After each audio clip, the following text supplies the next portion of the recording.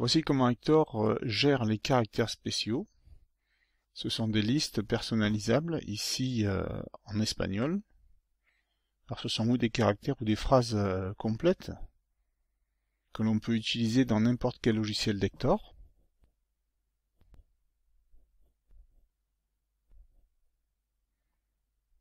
On peut créer autant de listes que l'on souhaite.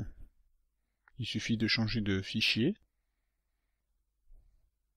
Par exemple, je vais prendre les caractères allemands.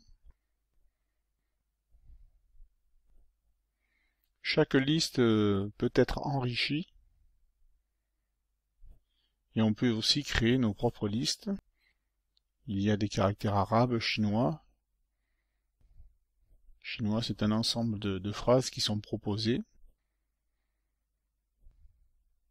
À titre d'exemple, on peut l'enrichir évidemment.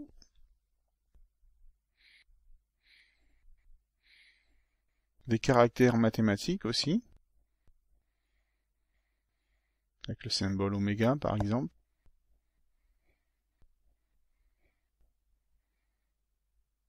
Et des caractères plus difficiles à trouver comme l'infini,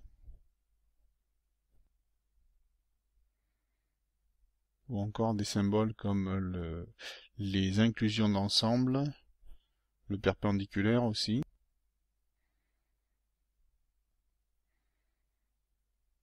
Comme je le disais, on peut créer notre propre liste, en plus de celle proposée dans Hector. Alors pour créer une liste, on va créer tout simplement un fichier dans lequel on va lister nos caractères ou nos phrases.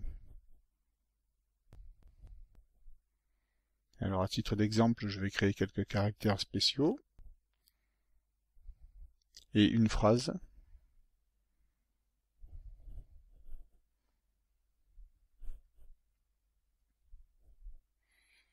Et quand je lance mon outil,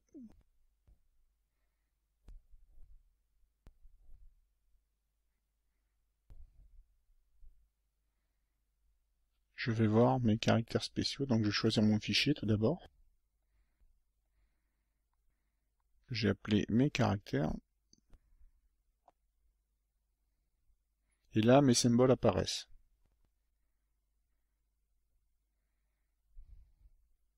Et ces symboles, je peux les utiliser dans tous les logiciels d'Hector. Par exemple sur Internet.